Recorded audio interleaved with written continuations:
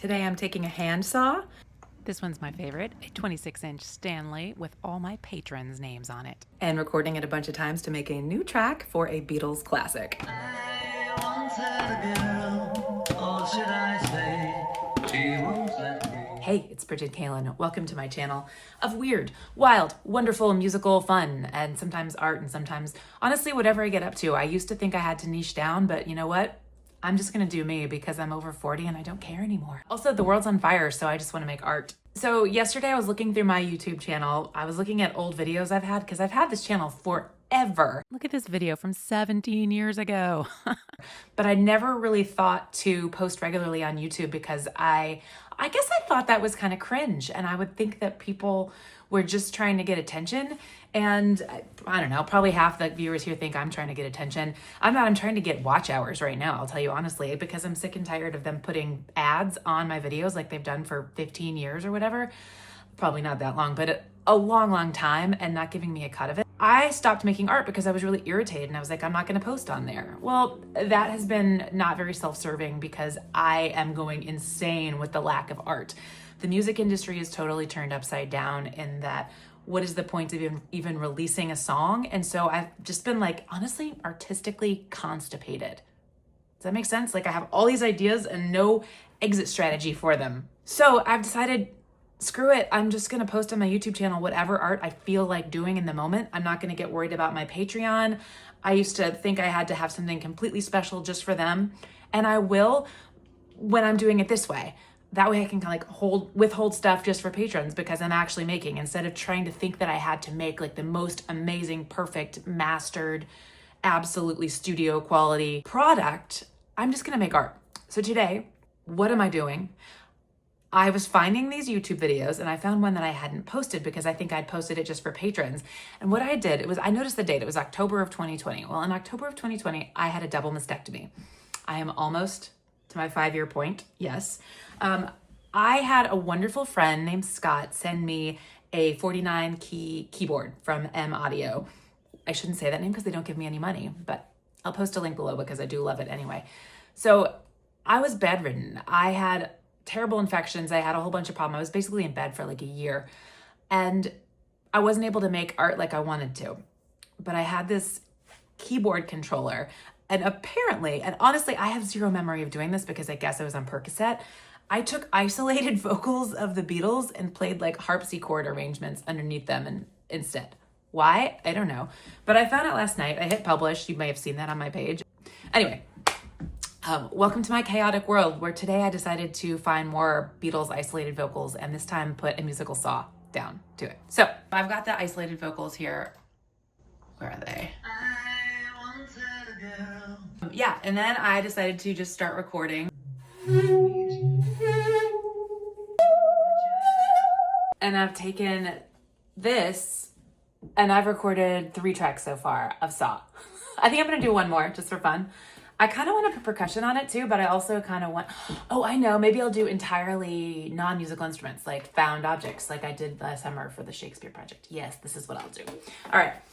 Anyway, just so you know, this is my Wentworth, my 30-inch that I don't actually use very often, but I found that the key that this is in works better with this saw. The saw itself is not in a different key, but it has a particular range and I needed kind of a lower tone. What are we going to do for percussion? You know what? I'm just going to grab this pencil and this pencil. And we're gonna try that. Track, new audio track. All right, input, there we go. I'm a dummy and I just like started playing because I was recording on here and I actually didn't move my microphone over, so that's better. All right. Ooh, my tempo is off.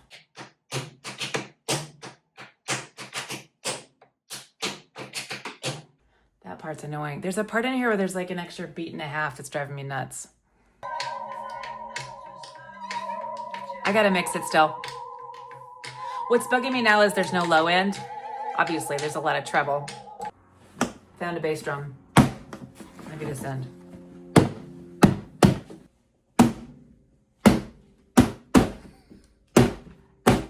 Okay, this next thing I've decided, because I'm getting a little busy, I needed to stop, but I do need kind of a mid section now that I've got a little bit of low end. Still wish I had a bass. Oh, I have a bucket bass downstairs. Anyway, I have made this rubber band on an old Yahtzee cup, and I'm recording it.